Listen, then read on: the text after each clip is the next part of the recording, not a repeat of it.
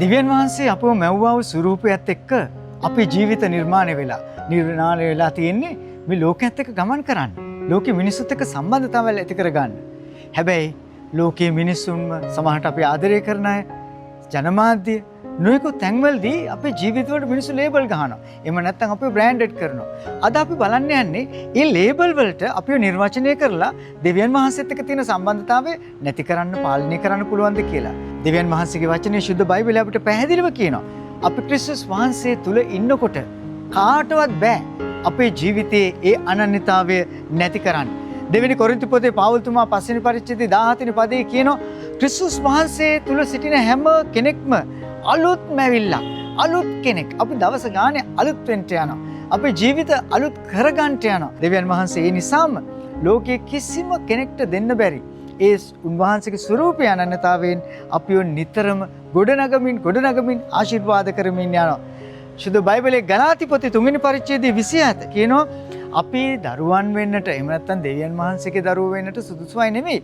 ඒ දෙවියන් වහන්සේම උන්වහන්සේගේ ආදරේ කරුණාව නිසා අපි ඒ පවුලට ලං කරගත්තා. ඇයි අපි පවුලෙන් ඈත් වෙලා හිටියේ? පාපය, වරද, ශාපය, බය, ලැජ්ජාව, සමහරවිට දොස් කියනා වූ සිත මේ සියල්ලම අපෙන් අහෝසි කරලා දෙවියන් වහන්සේගේ දරුකමට ගැනීම කොච්චර ලස්සන එකක්ද. අපේ අහිමි වූ අනන්‍යතාවය දෙවියන්ම යේසුස් වහන්සේ තුලින් නැවත වතාවක් නිර්මාණය කරලා අපිව වෙලා ගන්නා වූ සතුටකින් ආදරයකින් ලං කරගත්තොත් අපේ ජීවිත කොයිතරම් බලාපොරොත්තු සහිත වෙන්න යනවාද. අද දවසේදී අපේ කතාව කල්පනාව යොමුනේ අන්න ඒ ගැනයි. ලෝකයේ විසින් අපිට දුන්නා වූ අනන්‍යතාවයන්. එහෙම නැත්නම් ලේබල්. අපිට පොඩි කාලේ අපි කරපු දඟ වැඩ නිසා, අපි කරපු පොඩි වැරදි වැඩ නිසා අපිට සමහර වෙලාවට හොරා කියලා ඇති. තවත් සමහර වෙලාවට නරකයි කියලා ඇති. තවත් සමහර වෙලාවට අපේ ඇබ්බැහිකම් නිසා අපි පාවිච්චි කරාපු මත්ද්‍රව්‍ය වලින් අපිව නම් කරන්නේ නැති. ඒ දෙවියන් වහන්සේගේ ආදරය කිසිම වෙලාවකදී ඒ කිසිම අනන්‍යතාවයක්, ඒ කිසිම ලේබලයක්කින් අපිව නවත්තන්න බෑ.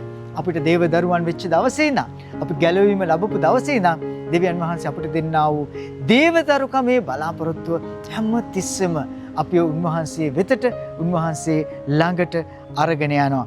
ඒ නිසායි ප්‍රේමවන්තයනි කොලොස්සි පොතේ 1 වෙනි පරිච්ඡේදයේ 13 සහ 14 පදවල කියන්නේ අපිව ගලවාගෙන අපිව ජේසුට අයිති කරගෙන අපිට දුන්නා වූ ජීවිතයේ විඳින්න පරණ කාලයේ කිසිම නරකක් අහිතක් නොහොඳක් තවදුරටත් මාව ලේබල් කරන්නේ නැහැ. ජේසු මට ආදරේ, මම මගේ ජීවිතය උන්වහන්සේත් එක්ක අරගෙන යනවා. ජේසු පිටයි.